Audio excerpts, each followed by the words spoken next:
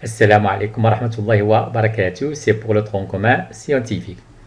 Donc, les stades de la formation du sol. Effectivement, la formation du sol dépend de l'interaction entre facteurs climatiques et biologiques. Comme vous le constatez, nous avons plusieurs types de sol.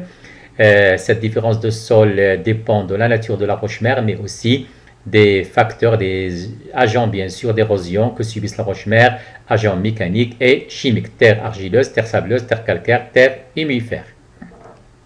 Activité 1, décrire les différentes couches qui constituent le sol.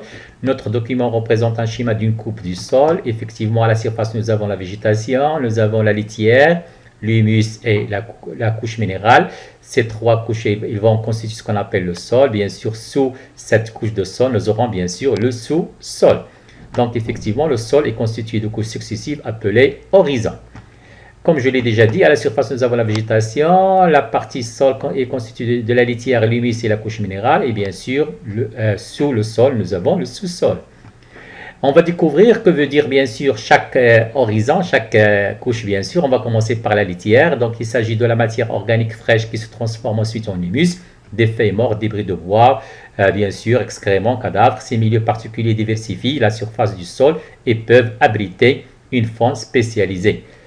Horizon A, il est situé juste sous la litière ou en surface du sol en son absence. C'est un horizon organo-minéral, c'est-à-dire constitué de matière organique et minérale, contient un peu de la matière organique humifiée à laquelle il doit sa couleur sombre, noire, grise ou brune selon les cas. On passe maintenant à l'horizon E. Comme vous le constatez, cet horizon-là, il est appauvri en constituants tels que les argiles ou le fer. Pour cette raison-là, il a toujours des teintes plus pâles que les horizons qui l'entourent. On passe maintenant à l'horizon B. Elle est enrichie en matière organique, aluminium ou fer, dans ce qu'on appelle les podzol, on les appelle BP. Lorsqu'ils sont enrichis en matière organique, ils ont une couleur noire, on les appelle BPH, alors que dans ce cas-là, ils sont enrichis en fer et ils ont une teinte rouille, on les appelle BPS. On passe maintenant à l'horizon C. C'est l'horizon d'altération de la roche-mère. Elle est en contact direct avec la roche-mère. C'est pour cela que la structure est encore marquée par la géologie. Mais les roches déjà commencent à se transformer, comme vous le constatez du point de vue couleur. Bien sûr, sous l'horizon C, on trouve la roche-mère qui est saine, qui est intacte. Alors, activité 2, déterminer les étapes de la formation du sol, ce qu'on appelle la pédogénèse.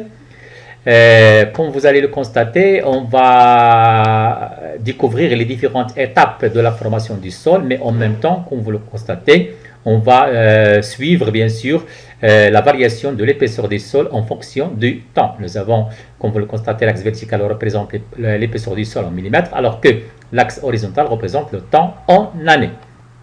Nous avons au début une roche-mère qui est intacte, bien sûr, sous l'action, l'étape 1, sous l'action, bien sûr, des agents d'érosion, comme nous l'avons déjà dit, la pluie, la température, il y aura une dégradation et altération chimique de la roche-mère.